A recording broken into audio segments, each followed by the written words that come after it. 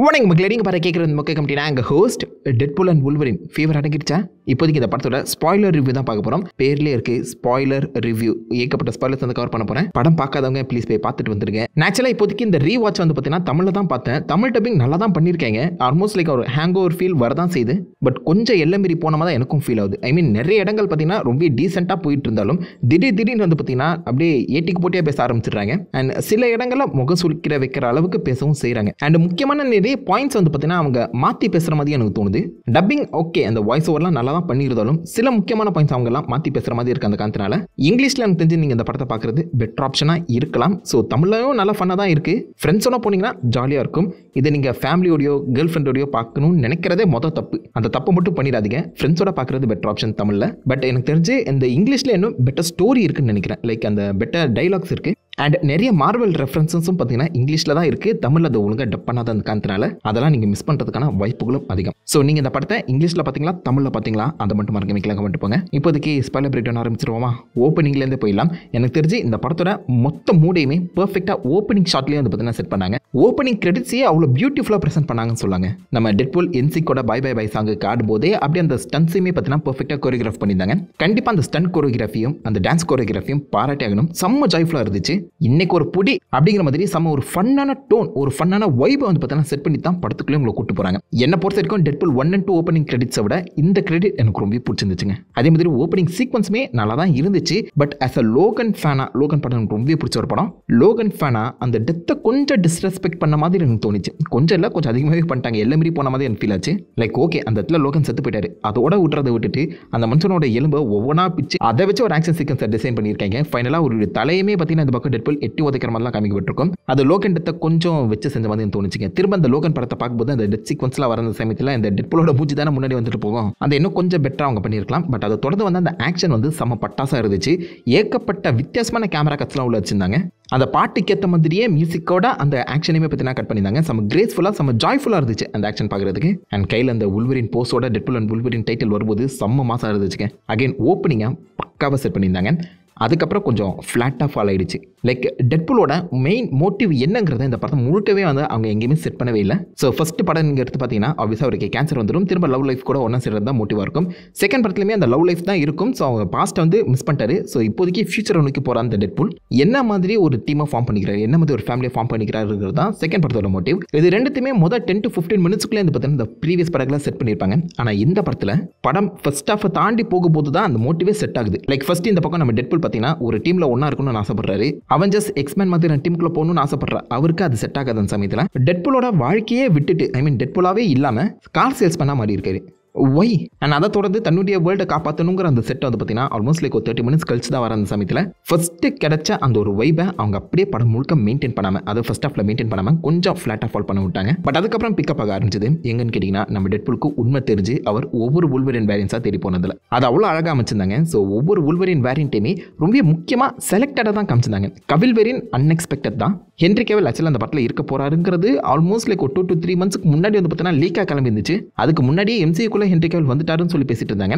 அவரை ஹென்ரி கேவல் வுல்வரினா காமிப்பாங்க சொல்லி யாருமே எதிர்பார்க்கல. ஐ மீன் லைக் சில லீக்ஸ் இருந்தாலும் அதெல்லாம் காமிக்க மாட்டாங்க தான் நான் நினைச்சேன். பட் காமிச்சிருக்காங்களே.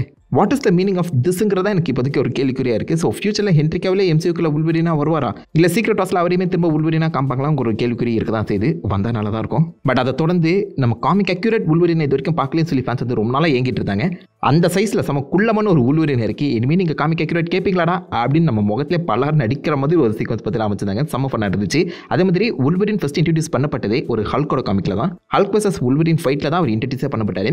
அந்த ஃபைட்டை அவங்க இன்னும் கொஞ்சம் பெட்டராக காமிச்சிருக்கலாம். அந்த ஜஸ்ட் ஒரு 5 செகண்டில் வந்து பார்த்தீங்கன்னா கடந்து போயிட்டாங்க. அதுலேயுமே இந்த பக்கம் நம்ம தோர் ராக்னராக்கில் அந்த ஹல்க் வந்து ஒரு ஸ்க்ரீம் பண்ணுவார்ல, எனக்கு என்னமோ அந்த ஸ்க்ரீமை தான் இந்த இடத்துல வுல்வரின் பிளேட்ஸில் ரீயூஸ் பண்ண மாதிரி ஃபீல் ஆச்சு. அந்த ஃபைட்டை காமிச்சு தான் நல்லா இருந்திருக்கும். இந்த மாதிரி அவர் ஒவ்வொரு இடமா தேடி போய் ஃபைனலாக வாஷ்டப்பாக மற்றவங்களால வெறுக்கப்படக்கூடிய ஒரு வுல்வரினை தான் பிடிக்கிறாரு. அது ரொம்ப ஒரு அமேசிங்கான ஆப்ஷன். பிகாஸ் இது வரைக்கும் நம்ம வுல்வரினை ஒரு நார்மலான கேரக்டர், நார்மலான மாஸ் ஹீரோவாக தான் பார்த்துருப்போம். இந்த இடத்துல மற்றவங்க எல்லாருமே வுல்வரினை தமாசா பார்க்குறாங்க. வுல்வரினுமே இந்த படம் முழுக்க சில இடங்களை பார்த்தீங்கன்னா காமெடி பண்ணிட்டு இருப்பாரு. இந்த வுல்வரினுக்கு ஒரு மாசான ரிடம்ஷன் ஆர்க் எப்படி கொடுக்க முடியுங்கிறத பக்காவாக எழுதியிருக்காங்க. எனக்கு தெரிஞ்சு இந்த படத்தில் நம்ம டெட்பூலை விட உல்வரினோட அந்த ரிடெம்ஷன் ஆர்க்குங்கிறது மாசாக இருந்துச்சு. அழகாக ரைட்டிங் பண்ணியிருக்காங்கன்னு சொல்லலாம். டெட்பூல் வந்து பார்த்தீங்கன்னா அதிகமாக பேசிட்டு இருக்காரே தவிர்த்து ப்ரீவியஸ் படங்களில் இருந்த அளவுக்கு ஒரு எமோஷனை அவர் எங்கேயுமே வெளிப்படுத்தலை. Like is good. எனக்கு தெரிஞ்சு டெட்பூலை இன்னும் ரொம்ப ஹாப்பியாக ரொம்ப ஃபன்னாக தான் அந்த படத்தில் வந்து ப்ரெசென்ட் பண்ணியிருக்காங்க. பட் உல்வரினுக்கு தான் அந்த எமோஷன் கோர் வேல்யூங்கிறது கொடுக்கப்பட்டிருக்கு. எனக்கு தெரிஞ்சு இந்த படத்தில் நீங்கள் டெட்பூலை விட உல்வரின் கூட தான் அதிகமாக கனெக்ட் ஆவீங்கன்னு நினைக்கிறேன். அது அழகாகவே எழுதியிருக்காங்க. ஸோ வாஸ்டப்பாக இருக்கக்கூடிய ஒரு உல்வரினை இப்போதைக்கு தான் யூனிவர்ஸோட ஆங்கர் பீங்காக கூட்டு வந்திருக்காரு. ஆங்கர் பீங்கிற ஒரு புது டேர்மை பற்றின இந்த படத்தில் இன்ட்ரடியூஸ் பண்ணியிருக்காங்க. ஆங்கர் பீங், நெக்ஸஸ் பீங் எல்லாமே ஒன்றா தான் இருக்கும்னு நான் நினைக்கிறேன். அதாவது இந்த ஆங்கர் பீங்காக நம்ம உல்வரின் இப்போதைக்கு எக்ஸ்மென் யூனிவர்ஸில் இருக்காரு. அவர் இறந்துட்ட அப்புறம் அந்த மொத்த யூனிவர்ஸுமே அடுத்த 1000 வருஷங்களா அழிய போகுது. இந்த மாதிரி ஒவ்வொரு உலகத்துக்கும் ஒவ்வொரு யூனிவர்ஸுக்கும் ஆங்கர் பீங்குங்கிறது இருப்பாங்க அப்படிங்கிற மாதிரி பேரடாக்ஸ் மென்ஷன் பண்ணியிருப்பாரு. அப்படின்னா மார்வல் 616 ஆங்கர் பீங் யாராக இருக்கும்னு நினைக்கிறீங்க? லைக் சீக்ரெட் வார்ஸ் போகும்போது கண்டிப்பாக நம்ம யூனிவர்ஸும் அழியிற ஒரு சுச்சுவேஷனுக்கு வரலாம். ஸோ விச் மீன்ஸ் பாசிபிளி என் கேமில் இறந்த நம்ம டோனி ஸ்டாக்காக இருப்பாரோ? டோனி ஸ்டாக் தானே டெக்னிக்கலாக இந்த யூனிவர்ஸே கிக் ஆஃப் பண்ணுது. Like in terms of Marvel படங்களில் சொல்கிறேன். ஸோ அப்படி பார்க்கும்போது டோனி ஸ்டாக் இறந்தது 616 அழிவின் பாதைக்கு கூட்டிகிட்டு போகலாம். ஸோ டோனி ஸ்டாக் மேபி இந்த 616ஓட ஆங்கர் பீங்காக இருக்கிறதுக்கான சான்சஸ் அதிகம். இது ஒரு புது டேமாக கூட்டு வந்திருக்காங்க. ஒழுங்கான எக்ஸ்பிளனேஷன் கொடுக்கவே இல்லைங்க. இந்த மாதிரி நிறைய முக்கியமான அந்த டேர்ம்ஸுக்கு பார்த்தீங்கன்னா எக்ஸ்பிளனேஷனே கொடுக்காம கடந்து போயிட்டே இருக்காங்க. நம்மளுக்கு ஓகே, நம்ம வந்து இதுக்கு முன்னாடி லோக்கி சீரிஸ்லாம் பார்த்துருக்கோம். டிவி ஏன்னா என்ன பண்ணுவாங்க, என்ன நடக்குதுன்னு புரியும். பட் இதே ஒரு ஜென்ரல் ஆடியன்ஸ் பாயிண்ட் ஆஃப் வியூவில் நோட் பண்ணிங்கன்னா இவங்க யார் என்னென்னமோ பேசிகிட்டு இருக்காங்க அப்படிங்கிறதா தான் வரும். ஏன்னா ஆல்ரெடி கதைங்கிறது பெருசாக அந்த படத்தில் ஒன்றுமே இல்லை. ஜஸ்ட் 2 கேரக்டர்ஸ் ஒரு ரோட் ட்ரிப் போகிற கதையாக தான் அதை வந்து எழுதியிருக்காங்க.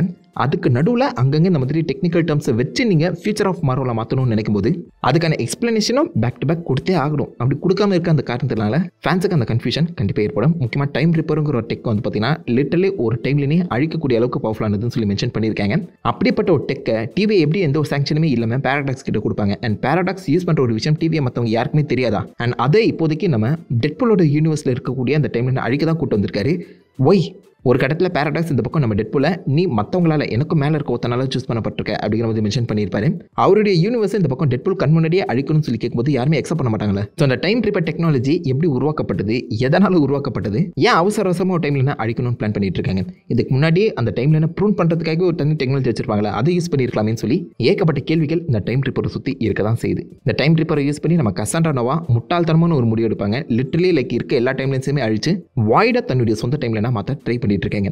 She doesn't have any perfect motive தாங்க சொல்லணும். ஸோ வில்லன் செம்ம பவர்ஃபுல்லாக தான் இருக்காங்க. அதில் எந்த ஒரு குறையுமே சொல்ல முடியாது. She super over powered. இவளை எப்படா மற்றவங்க 2 பேருமே கொல்ல போகிறாங்க அப்படிங்கிற ஒரு கேள்வியோட தான் படம் முழுக்கவே நான் உட்காந்து பார்த்துட்டு இருந்தேன். But she doesn't have any motive. So வில்லனுக்கு பவர் மட்டும் பார்த்தாது, மோட்டிவும் முக்கியம். அகெயின் இந்த மோட்டிவ்ங்கிறது கரெக்டாக எனக்கு தெரிஞ்சு உல்வரினுக்கு தான் ஒர்க் அவுட் ஆச்சு. நான் உல்வரின் அவள் யூனிவர்ஸில் ஒரு மிகப்பெரிய தப்பு பண்ணி ஏகப்பட்ட எக்ஸ்பென்ஸ் ஆகிறதுக்கு காரணமாக இருந்தாரு. இதே மாதிரி இன்னொரு யூனிவர்ஸ் அழிய விட மாட்டேன் அப்படிங்கிற மாதிரி தான் நம்ம டெட்பூலுக்கும் ஹெல்ப் பண்ணுவார். ஸோ உல்வரின் கூட ஃபேன்ஸ் கனெக்ட் ஆனதுக்கு காரணமே இந்த மோட்டிவ் தான். இதை மற்றவங்க 2 பேருக்குமே செட் பண்ணாமல் போயிட்டாங்களே, அது கொஞ்சம் வருத்தமாக தான் இருந்துச்சு. அதை தொடர்ந்து இப்போதைக்கு வாய்டுக்குள்ளே ஏகப்பட்ட சூப்பர் ஹீரோஸ் அந்த பக்கம் நம்ம டெட்பூல் மீட் பண்ணுவார். மோஸ்ட் ஆஃப் த கேரக்டர்ஸ் எல்லாருமே பார்த்தீங்கன்னா கேமியோஸ்னு சொல்ல முடியாது, மோர் லைக் சப்போர்ட்டிங் கேரக்டர்ஸாக தான் வந்திருக்காங்க. Starting with Chris Evans. First எல்லாருமே அவரை கேப்டன் தான் நினச்சிருப்போம், ஃப்ளேமான்னு சொல்லிட்டு அப்புறம் லிட்டரலி கூஸ் பம்புங்க. ஏன்னா ஜானி ஸ்டாம் கேப்டனுக்கு அப்படியே ஆப்போசிட்டான ஒரு கேரக்டர், இஷ்டத்துக்கு பேசுவார். அந்த படத்தில் நீங்கள் பார்த்தாலே தெரிஞ்சிருக்கும். கசாண்ட்ரா நோவா வண்டியாக கேட்பாரு. பட் கொஞ்சம் அவரையுமே டிஸ்ரெஸ்பெக்ட் பண்ண மாதிரி தான் எனக்கு தோணுச்சு. லைக் அந்த மனுஷன் பறந்து போகிற அந்த சமயத்தில் அவரை பைரோ ஈஸியாக டிஃபீட் பண்ண மாதிரி காமிச்சிருப்பாங்க. அண்ட் அவர் கீழே விழும்போது கூட வந்து பார்த்தீங்கன்னா ரொம்ப காமிக்கலாக தான் விழுற மாதிரி காமிக்கப்பட்டிருக்கு. ஏன் இவ்வளோ பண்ணணும்? தே ஆர் ட்ரைங் ஸோ ஹார்டுங்கிற மாதிரி எனக்கு தோணுச்சு. பிகாஸ் அதுக்கு முன்னாடி மாசா ஒரு சீக்வன்ஸ் அமைச்சிட்டு அட்லீஸ்ட் ஜானி ஸ்டாம் பைரோவை கொள்ற மாதிரியாச்சும் அந்த சீக்வன்ஸை எழுதியிருக்கலாம். அது இன்னும் ஃபன்னாக இருக்கும். நம்ம கேப்டன் இப்படிலாம் பண்ண மாட்டாரேடா அப்படின்னு நம்மளுக்கு யோசிக்க வைக்கிற அந்த சமயத்தில் வேறு ஏதாவது ஒரு பிளான் பண்ணி அவரை பிடிக்கிற மாதிரி காமிச்சிட்டாங்கன்னா அந்த ஒரு மாஸ் அப்படியே கேரி அவுட் ஆகியிருக்கும். அதை விட்டுட்டு ரொம்ப காமிக்கலாக கஷ்டப்பட்டு நான் உங்களுக்கு சிரிக்க வைக்கிறேன் அப்படிங்கிற மாதிரி ஜானி ஸ்டாம் கேமியோ வந்து பார்த்தீங்கன்னா வேஸ்ட் பண்ணுது. எனக்கு சுத்தமாக பிடிக்கல. அவரையுமே இந்த பக்கம் நம்ம கசாண்ட்ரா நோவா ஈஸியாக கொண்டு இருப்பாங்க. அது அந்த வில்லனுக்கு மாசாக இருந்துச்சு. லிட்டரலாக சொடக்க போகிற நேரத்தில் கொல்ல முடியுங்கிற மாதிரி ஒரு கெத்தை வந்து பார்த்தீங்கன்னா அந்த கசாண்ட்ரா நோவாக்கு கொடுத்துச்சு. நான் மற்றவங்களோட மைண்டை வந்து பார்த்தீங்கன்னா ரீட் பண்ணுறது விதமும் ரொம்பவே அமேசிங்காக இருந்துச்சு. ரொம்ப க்ரீப்பியாகவும் இருந்துச்சு. அந்த வில்லனோட பவர்ஸ் அவங்களுக்கு கொடுக்கப்பட்ட பில்டப் நல்லா இருந்துச்சு. பட் அகெயின் அவங்களுக்கான ஒரு கோர் பாயிண்ட், ஒரு கோர் வேல்யூங்கிறது இல்லாமல் போயிடுச்சு. அந்த வாய்டை காட்டின விதம் ரொம்ப நல்லா இருந்துச்சுங்க. ஏகப்பட்ட குட்டி ஈஸியாக வச்சிருந்தாங்க. நம்ம உல்வரின் வர்சஸ் டெட்பூலோட அந்த ஃபைட்டுமே அமேசிங்காக தான் இருந்துச்சு. எனக்கு தெரிஞ்சு இந்த படத்தில் நீங்கள் ஃபைட் அண்ட் கோரியோகிராஃபியில் எந்த ஒரு குறையுமே சொல்ல முடியாது நம்புறேன். சின்னதாக ஒரு மைனஸ்ன்னு சொல்ல போகும்போது மேபி லைக் இந்த பிளேடு, நம்ம கேம்பிட் இவங்க எல்லாருமே ஒன்றா சேர்ந்து திரும்ப கசாண்ட்ரா நோவா அந்த டீமில் ஒரு ஃபைட் நடக்கும் பார்த்தீங்களா, அது கொஞ்சம் லைக் இன்னும் பெட்டராக பண்ணியிருக்கலாம். ஏன்னா 4 முக்கியமான கேரக்டர்ஸ் அங்கே இறக்கி சண்டை போடுறாங்க. அவங்க மேலே ஃபோக்கஸ் போடாமல் டப்புன்னு பார்த்தீங்கன்னா நிறைய மேட்ச் கட் வந்து பண்ணிட்டு இருந்தாங்க. கேம்பிட்டோட ஃபைட்டிங் ஸ்டைல் நல்லா இருந்துச்சு. பெரிய குறைன்னு சொல்ல முடியாது, பட் இன்னும் கொஞ்சம் பெட்டராக அந்த ஒரு ஃபைட்டை மட்டும் பண்ணியிருக்கலாம். மற்றபடி ஓவராலாகவே இந்த படத்தோட ஆக்ஷன் சீக்வன்ஸ் எல்லாமே பட்டாசாக தான் இருந்துச்சு. அதை தொடர்ந்து நம்ம முன்னாடி சொன்ன மாதிரி கேமிஸ் எல்லாருமே சப்போர்ட்டிங் ரோல்ஸாக இருந்தாங்க. லைக் நம்ம பிளேடு, கேம்பிட், டாஃப்னி கின்னோட அந்த X-23, எலக்ட்ரா இவங்களாம் ரிட்டர்ன் ஆகியிருந்தாங்க. ஜஸ்ட் ஒரு கேமியோ மாதிரி கடந்து போகாமல் அவங்கள வச்சு கதை நகர்ந்துச்சு. அவங்க இந்த கதைக்கு ஒரு முக்கியமான பில்லர்ஸாகவே இருந்தாங்க. இதுக்கு முன்னாடி ரிலீஸ் ஆன மல்டிவர்ஸ் ஆஃப் மேட்னஸ்ல சும்மா இஷ்டத்துக்கு இலுமினாட்டி போட்டு தள்ளிட்டு இருந்தாங்களா, அந்த மாதிரி இல்லாமல் இந்த கேமியோஸ் நம்ம முன்னாடி சொன்ன மாதிரி சப்போர்ட்டிங் ரோலாக பக்காவாக ஒர்க் அவுட் ஆச்சு. அதுவும் பிளேடுலாம் மரணமான ஒரு என்ட்ரி. மனுஷனுக்கு அவ்வளோ வயசாகியும் அந்த ஒரு கெத்து போகவே இல்லைங்க. நான் மட்டும் தான்டா தனி பிளேடுன்னு அவர் சொல்லும்போது இந்த பக்கம் நம்ம டெட்பூல் பார்த்தீங்கன்னா லைட்டாக ஸ்க்ரீனை பார்த்து சிரிப்பார். ஐ மீன் ஆப்வியஸாக ரீகாஸ்ட் பண்ணி இப்போதைக்கு மகேஷ்லாலியை வச்சு கடந்த ஒரு 5 வருஷமாக பிளேட் படத்தை எடுத்துகிட்டு இருக்காங்க. எடுத்து வருவான்னு தெரியல. அதை தான் இந்த பக்கம் டெட்பூல் கலாய்க்கிற மாதிரி திரும்பி பார்த்து சிரிப்பார். மார்வலை கலாய்க்கிற மாதிரி ஏகப்பட்ட டைலாக்ஸ் அமைச்சிருந்தாங்க. ஐ மீன் லிட்டரலாக இந்த பக்கம் நம்ம டெட்பூல் புல்லரின்னு பார்த்து நீ MCU ரொம்ப லோ பாயிண்ட்டில் இருக்கும்போது இங்கே வந்து சேர்ந்துருக்கடா அப்படின்னு வந்து சொல்லுவார். ஸோ MCU லோ பாயிண்ட்டில் இருக்குது, மல்டிவர்ஸ் எதுவுமே ஒர்க் அவுட் ஆகலன்னு சொல்லி அவங்களுக்கே தெரியுது. ஸோ இன்சைட் ஜோக்ஸ் வந்து பார்த்தீங்கன்னா ரொம்ப அதிகமாக வச்சிருக்காங்க. கெவின் ஃபெகேவும் இந்த பக்கம் டெட்பூல் அண்ட் வுல்வரினை பார்த்தீங்கன்னா ஒரு மிட் பாயிண்ட் ரீசெட்டுங்கிற மாதிரி தான் சொல்கிறாங்க. இது வரைக்கும் அந்த படங்களை காட்டிலும் இதுக்கப்புறம் வரப்போகிற படங்கள் இன்னும் பெட்டராக இருக்கும், இது ஒரு மிட் பாயிண்ட் ரீசெட்டுங்கிற மாதிரி தான் மென்ஷன் பண்ணியிருக்காரு. அண்ட் டெட்பூலுக்குமே அதை தெரிஞ்சு வச்சு செஞ்சிருக்காங்க. தங்களை தானே கலாய்க்கிற மாதிரி வைக்கக்கூடிய இந்த டைலாக்ஸ்க்குலாம் நம்ம கெவின் ஃபெகே அண்ட் டிஸ்னி வந்து பெர்மிஷன் கொடுத்துருக்காங்களே, அதை பாராட்டி தாங்க ஆகணும். நல்லா இருந்துச்சு, அது உண்மையிலே சூப்பராக இருந்துச்சு. அகைன் நம்ம டெட்பூல் ரொம்ப ஜாலியாக ஒர்க் பண்ணியிருக்காரு. அங்கங்கே கொடுக்குற அந்த ஒன் பஞ்ச் டைலாக்ஸ் எல்லாமே பார்த்தீங்கன்னா அவ்வளோ அமேசிங்காக அமைஞ்சிச்சுன்னு சொல்லலாம். Deadpool is being a Deadpool அப்படிங்கிற மாதிரி எனக்கு தோணுச்சு இந்த படம் முழுக்கவே. அதே மாதிரி சப்போர்ட்டிங் ரோல்ஸ் அவங்கள பேஸ் பண்ணி கொடுக்கப்பட்ட அந்த ஆக்ஷன் சீக்வன்ஸ் எல்லாமே தாறுமாறு தாங்க. ஸோ என்னை பொறுத்த வரைக்கும் இந்த படத்தில் கேமியோஸ் ஒரு மிகப்பெரிய பாசிட்டிவ் பாயிண்ட். அகைன் கேமியோஸ்ன்னு சொல்கிறத காட்டிலும் சப்போர்ட்டிங் ஆக்டர்ஸாக தான் அவங்க வந்திருக்காங்க. அது ஒரு மிக முக்கியமான பாசிட்டிவ் பாயிண்ட். அண்ட் ஹியூமருமே பார்த்தீங்கன்னா ரொம்ப அழகாக ஒர்க் அவுட் ஆச்சு. அதுவும் அந்த நைஸ் போலுன்னு சொல்லி வரும்போது அவருக்கும் நம்ம டெட்பூலுக்கும் நடக்கிற அந்த கான்வர்சேஷன் செம்ம ஃபன்னாக இருந்துச்சு. என்னாலே ஃபோர்த் ஆல் பிரேக் பண்ண முடியும் பார்க்குறியா அப்படின்னு சொல்லி அவர் பேசுகிறது எல்லாமே செம்ம ஹியூமரஸாக இருந்துச்சுங்க. அந்த நைஸ் போல் கேரக்டர் ஒரு ஃபேவரட்டாக மாறி இருக்கலாம், பட்டுன்னு கொண்டாங்க. பட் எனிவேஸ் நல்ல ஒரு இன்ட்ரெஸ்டிங்கான கேரக்டர் நைஸ் போல். அதே மாதிரி ஏகப்பட்ட வேரியன்ட் ஆஃப் டெட்பூல் வந்துட்டு இருந்தாங்களே, அதில் 2-3 பேரை வந்து பார்த்தீங்கன்னா லைக் ஃபேஸ் மாஸ்க் ரிவீல் பண்ணி காமிச்சிருந்தா நல்லா இருந்திருக்கும். ஆர் அட்லீஸ்ட் நம்ம பிளேக் லைவ்லி as லேடி டெட்பூலாக காமிச்சிருந்தாங்க இன்னும் பெட்டராக இருந்திருக்கும். வாய்ஸ் கிட்டத்தட்ட சேமாக தான் இருந்துச்சு. பட் அகைன் 2-3 வித்தியாசமான டெட்பூல் வேரியன்ஸை ப்ரெசென்ட் பண்ணியிருந்தாங்கன்னா நல்லா இருந்திருக்கும்னு தோணுது. 100கணக்கான பேர் வந்திருந்தாலும் நைஸ் போல் மாதிரி ஒரு 2-3 பேர் எக்ஸ்ட்ரா வந்திருக்கலாம், ஃபேஸை ரிவீல் பண்ணியிருக்கலாம் சொல்கிறேன். அதே மாதிரி அந்த ஃபைனல் ஃபைட்டுங்கிறதும் நல்லா தான் இருந்துச்சு, Deadpool cops vs Deadpool and Wolverine. But அந்த ஃபைட் வந்து பார்த்தீங்கன்னா ரொம்ப லைக் சைல்டிஷாக முடிச்சிட்டாங்க. பீட்டர் வந்துட்டான், பீட்டர் சப்போர்ட் பண்ணுற யாருமே நாங்கள் கொல்ல மாட்டோம் அப்படிங்கிற மாதிரி ரொம்ப சைல்டிஷாக முடிச்சிட்டாங்க. புரியுது, அது ஹியூமரஸாக ப்ளே பண்ண தான் பார்த்துருக்கீங்க. பட் பீட்டர் ஒன்றும் அவ்வளோ பெரிய ஆள்லாம் கிடையாதுங்க. அது எனக்கு ஒர்க் அவுட் ஆகலை. உங்களுக்கு ஓகேவா ஒர்க் அவுட் ஆச்சா கீழே காம பண்ணுங்க. அவ்வளோ ஹைப் அந்த பீட்டருக்கு கொடுக்கணுங்கிற தேவையே கிடையாது. ஸோ ஜஸ்ட் ஒரு ஃபன்னுக்காக பண்ணியிருந்தாலும் அந்த ஃபைட்டோட எண்டை இன்னும் பெட்டராக கொடுத்துருக்கலாம் சொல்ல வரேன். அண்ட் கண்டிப்பாக நம்ம வுல்வரின் மாஸ்க்கு போட்ட அந்த சீக்வன்ஸை யாராலவே வெறுக்க முடியும்? ரொம்ப நாள் கழிச்சு இந்த மனுஷனை மாஸ்கோட பார்க்குறோம். இது வரைக்கும் எங்கேயுமே நம்ம வுல்வரின் மாஸ்க் போட்ட மாதிரியே தெரியலன்னு. This is such a beautiful fight and beautiful லுக்குங்க. அது ஆப்வியஸாக அது ஒரு CGIயில் தான் பண்ணியிருக்காங்க, மாஸ்க்கு தெளிவாக தெரியுது. பட் அதெல்லாம் எவன்டா கண்டுப்பான்? அந்த மாஸ்கோட அந்த மனுஷன் போட்ட அந்த ஃபைட்டு அண்ட் ஃபைனல் ஷாட்டில் லிட்டரலி அவருடைய மொத்த சூட்டுமே வெடிச்சு சதற அவர் அந்த 6 பேக்ஸோட அந்த மாஸ்கோட நிற்பார் பார்த்தீங்களா, சம் ஐகானிக்காக இருக்கும் அது. ஐ மீன் இந்த மனுஷனுக்கு வயசே ஆகாதாடா அப்படின்னு சொல்லி கேட்குற அளவுக்கு இருந்துச்சு அந்த ஃபைனல் சீக்வன்ஸ். கொஞ்சம் கிளீஷாவாக தான் முடிச்சிருப்பாங்க. நீங்கள் கண்டிப்பாக எல்லாருமே எதிர்பார்த்துருப்பீங்க இந்த இடத்துல நம்ம வுல்வரின் வந்து கை கொடுக்க போகிறான்னு. ஸோ பெரிய ட்விஸ்ட் அண்ட் டர்ன் சொல்லி பார்த்தீங்கன்னா அந்த படத்தில் எதுவுமே இல்லை. அந்த கேமிஸ் எல்லாமே ஒரு சர்ப்ரைசிங் ஃபேக்டராக இருந்தாலும் படத்தோட ஸ்டோரிங்கிறது ரொம்ப ஃப்ளாட்டாக தான் எனக்கு ஃபீல் ஆச்சு. அதுதான் அந்த படத்தோட முக்கியமான மைனஸாக தோணுது. ஸ்க்ரீன் பிளேயுமே சேர்த்து தான் சொல்கிறேன். நான் முன்னாடியே சொன்ன மாதிரி இப்போ நான் சொன்ன அந்த ஹை பாயிண்ட்ஸ் எல்லாமே படத்தோட மிட் போர்ஷனில் பர்ஃபெக்டாக ப்ளேஸ் பண்ணி இருந்தாலும் அது காம் டவுன் ஆகி வரக்கூடிய அந்த லோ பாயிண்ட்ஸ் இல்லைனா அந்த ஃப்ளாட் பாயிண்ட்ஸ் எல்லாமே வந்து பார்த்தீங்கன்னா ரொம்ப நேரம் இழுத்துக்கிறாங்க. லைக் இந்த ஜானியை மாட்டி விடுறதுக்கு இஷ்டத்துக்கு என்னென்னமோ சொல்லிட்டு இருப்பார்ல நம்ம டெட்பூல், அதை ரொம்ப இழுத்துட்டாங்க. அதை கொஞ்சம் ஷார்ட் பண்ணியிருக்கலாம். அதே மாதிரி அந்த பீட்டரோட சீக்வன்ஸ் அதையுமே ஷார்ட் பண்ணியிருக்கலாம். அதெல்லாம் எனக்கு தெரிஞ்சு தேவையில்லைன்னு தோணுதுங்க. இந்த மாதிரி நிறைய லாங்காக ஸ்ட்ரெச் பண்ணப்பட்ட சீக்வன்ஸுங்கிறது இருக்குது. அதை பாசிபிளி கொஞ்சம் கம்மி பண்ணி தான் நல்லா இருந்திருக்கும். அண்ட் ஸ்டோரிங்கிறது மோஸ்ட்லி நான் முன்னாடியே சொன்ன மாதிரி 2 ஃப்ரெண்ட்ஸ் வந்து இந்த மல்டிவர்சல் லெவலில் மிகப்பெரிய ஒரு ஜேர்னி போகிறாங்க அப்படிங்கிற மாதிரி தான் கதையை எழுதப்பட்டிருக்கு. சும்மா நம்ம ஒரு படத்தை விளாக் மாதிரி பார்க்க போகிறதுல உள்ள இருக்க கதை அதுக்கான ஒரு கேரக்டர் ஆக் தானே பார்க்க போகிறோம். அது இந்த படத்தில் பெருசாக எங்கேயுமே இல்லை. அண்ட் அடுத்த மார்வல் படத்துக்கான அந்த புஷ்ஷுமே பார்த்தீங்கன்னா அவங்க எங்கேயுமே அடுத்த படத்துக்கு பெரிய எந்த ஒரு லீடுமே இல்லைன்னு தாங்க சொல்லணும்.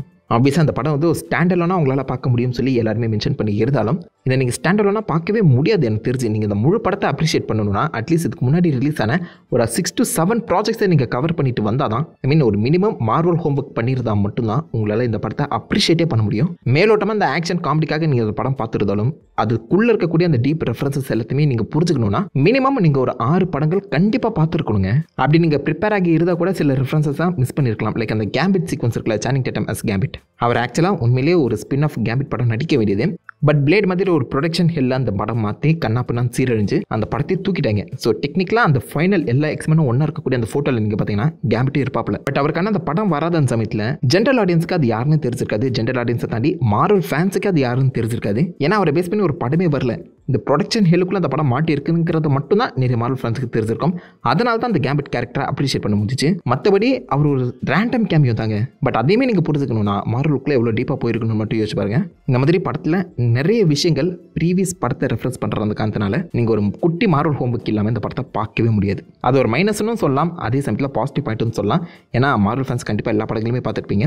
அதை வச்சு ஒரு ஃபேன் சர்வீஸ் அந்த படத்தை ப்ரெசென்ட் பண்ணும்போது ஜாலியாக தானே இருக்கும். மார்வல் ஃபேன்ஸுக்கு இது பாசிட்டிவ் பாயிண்ட், மற்ற ஜென்ரல் ஆடியன்ஸுக்கு கண்டிப்பாக நெகட்டிவ் பாயிண்ட் தான். படத்தில் நான் முன்னாடியே சொன்ன மாதிரி 2 மணி நேரம் படம் டைம் போகிறது தெரிலனாலும் படத்தில் அங்கங்கே உங்களால் குட்டி குட்டி லேக் வந்து பார்த்தீங்கன்னா ஃபீல் பண்ண முடியும். அதுக்கான காரணம் படத்தில் வந்து பார்த்தீங்கன்னா அந்த ஸ்க்ரீன் பிளே ஃப்ளோங்கிறதே இல்லை. ஸ்டோரி அண்ட் ஸ்க்ரீன் பிளே இந்த படத்துக்கு ஒரு மைனஸ் ஆகும்னு சொல்லி நான் சத்தியமாக எதிர்பார்க்கலாம். ஏன்னா ப்ரீவியஸ் 2 டெட்பூல் படங்களுமே அதில் தான் ஸ்ட்ராங்காக இருந்துச்சு. ஃபேன்ஸுக்கு அந்த படங்கள் பிடிச்சதுக்கான காரணமே ஸ்டோரி, எமோஷன் ப்ளஸ் அந்த ஸ்க்ரீன் பிளே தான். அது இந்த படத்தில் லைட்டாக அடி வாங்கினது மிக முக்கியமான ஒரு மைனஸ் பாயிண்ட். மற்ற படங்கள் மாதிரி இதை திரும்ப பார்க்க முடியுமான்னு கேட்டிங்கன்னா கண்டிப்பாக கேமியோஸ் அண்ட் உள்ள இருக்க அந்த ஈஸ்டர் எக்ஸுக்காகவே பார்க்கலாம். பட் ஜென்ரல் ஆடியன்ஸாக நீங்கள் பார்க்கும்போது 2 தடவைக்கு மேலே பார்க்குறது கஷ்டம் தான். எண்டிங் ஃபுல் ஸ்டாப் விற்கிற மாதிரி தான் முடிச்சிருக்காங்க, காமா போட்டு கண்டினியூ பண்ணல. இதோட டெட்பூல் ட்ரைலஜி முடிஞ்சிச்சு அப்படின்னு சொன்னால் கூட இது ஒரு பெர்ஃபெக்டான எண்டிங்காக தான் இருக்கும். பட் முடிக்க மாட்டாங்க, பார்ப்போம் அடுத்த ப்ராஜெக்ட்ஸில் எங்கே அப்பியர் ஆக போகிறாங்கன்னு. படத்தில் எல்லாருடைய பெர்ஃபார்மன்ஸும் தாறுமாறாக இருந்துச்சு. நான் முன்னாடியே சொன்ன மாதிரி உல்வரினோட பெர்ஃபார்மன்ஸ் மற்றவங்களை கட்டிலும் ஒரு மடங்கு அதிகமாக இருந்துச்சு. ஏன்னா முக்கால்வாசி சீக்வன்ஸில் இந்த பக்கம் நம்ம ரைன் ரெனால்ட்ஸ் மாஸ்கோட தான் வராரு. ஒன் லைனர்ஸ் எல்லாத்தையுமே பர்ஃபெக்டாக டெலிவர் பண்ணியிருந்தாலும் அவருடைய இந்த ஆக்டிங் ஸ்கோப்பை நம்மளால் பார்க்க முடியல. பட் அதுவே நம்ம உல்வரின் முக்கியமாக அந்த காருக்குள்ளே உட்காந்து டெட்பூலாக வண்டியாக கேட்பார்ல, அதெல்லாம் அமேசிங்கான ஒரு பெர்ஃபார்மன்ஸுங்க. Literally Hugh Jackman can perform, he is the Wolverine அப்படிங்கிறத அழகாக அந்த இடத்துல கன்வே பண்ணியிருப்பாரு. அதே மாதிரி டாஃப்னி கின் அந்த X-23 கூட பேசுகிற அந்த சீக்வன்ஸாக இருக்கட்டும், நம்ம கசாண்ட்ரா நோவா அவளை கன்வின்ஸ் பண்ணக்கூடிய அந்த சீக்வன்ஸை சொல்லி எல்லா இடத்துலையுமே ஹியூ ஜாக்மன் தான் ஸ்கோர் பண்ணுறாரு. இது ஆக்சுவலாக உல்வரின் அண்ட் டெட்பூல் தான் வச்சிருக்கணும் போல. ஏன்னா படம் முழுக்கவே நம்ம ஹியூ ஜாக்மன் தான் ஸ்கோர் பண்ணிக்கிட்டே இருக்காரு. டெட்பூல் அகைன் செம்ம ஜோவிலா, செம்ம ஹாப்பியாக, செம்ம ஒரு ஃபன்னான கேரக்டராக அவர் நிறைய டைலாக்ஸை பேசிக்கிட்டு உல்வரினோட சப்போர்ட்டிவ் ரோலாக எனக்கு வந்து ஃபீல் ஆனார். 2-3 தடவை பார்க்கும்போது தான் எனக்கு அது தோணுது. ஃபர்ஸ்ட் டைம் பார்க்கும்போது நம்ம டெட்பூலுக்கு தான் இங்கே முக்கியத்துவம் கொடுத்துருக்காங்கன்னு நினச்சேன். பட் செகண்ட் தேர்ட் டைம் பார்க்கும்போது தான் இது ஒரு முழு நீள உல்வரின் படம்டா அப்படிங்கிற தாட்டே வருது. நடுவில் இந்த ப்ரீவியஸ் ஃபேஸ் 4ல் பண்ண மாதிரி இந்த பக்கம் நம்ம கசாண்ட்ரா நோவாவை பேசி திருத்துவாங்க பார்த்தீங்களா, அந்த சீக்வன்ஸ்லாம் என்னால் சத்தியமாக அக்செப்ட் பண்ண முடியல. பிகாஸ் ஃபேஸ் 4ல் வந்து எல்லா படங்கள்லையுமே நம்ம ஹீரோஸ் வில்லன்களை பேசியே திருத்தக்கூடிய அந்த சீக்வன்ஸ் தான் அமைக்கப்பட்டிருக்கோம். மல்டிவர்ஸ் ஆகல முக்காவாசி வில்லன்கள் பேசி திருத்தப்பட்டவங்க தான். கசாண்ட்ரா நோவாவே அந்த மாதிரி ஏன்டா காமிக்கிறீங்க? பட் நல்ல வேலை திரும்பவும் அவள் வந்து ஃபைனல் வில்லியாக இறக்குனது நல்லா இருந்துச்சு. பட் பேசி திருத்த இருக்கணுங்கிற அவசியம் இல்லை, எனக்கு அப்படி தோணுது. பட் ஓவராலாக பார்க்கும்போது ஒரு தரமான படம் தான். Humour, action, comedy, acting scope, emotion சொல்லி எல்லாமே பக்காவாக இருந்திருந்தாலும் ஸ்டோரி அண்ட் ஸ்க்ரீன் பிளேக்கு கொஞ்சம் முக்கியத்துவம் கொடுத்துருந்தாங்கன்னா இது one of the best Marvel படமாக மாறி இருக்கும். நோ வே ஹோம் அளவுக்கு பொட்டன்ஷியல் இருக்கக்கூடிய ஒரு படத்தை, அந்த லெவலுக்கு ஒரு எமோஷன் வேல்யூவை ரீச் பண்ணக்கூடிய ஒரு படத்தை ரைட்டிங்கில் கொஞ்சம் சொதப்பின மாதிரி எனக்கு தோணுச்சு. மற்றபடி it's a complete full package தான். கொடுக்குற காசுக்கு வர்த்தியாக நீங்கள் ஜாலியாக அந்த படம் பார்த்து என்ஜாய் பண்ணிட்டு வரலாம். 1 பில்லியனை தாண்டி போதான்னு பொறுத்தது பார்ப்போம். ஸோ நீங்கள் இந்த படத்தை பற்றி என்ன நினைக்கிறீங்க, எத்தனை பேர் இந்த படத்தை பார்த்தீங்க, உங்களுக்கு தான் உங்களுடைய வியூஸ் எல்லாத்தையுமே மறக்காம கீழே காமெண்ட் பண்ணிட்டு அந்த லைக் பண்ணி தேடி விடுங்க. உங்களுக்கு நல்ல ஒரு ஆசமான வீடியோ மீட் பண்ணி தெரியும். Have fun guys. வட்டா.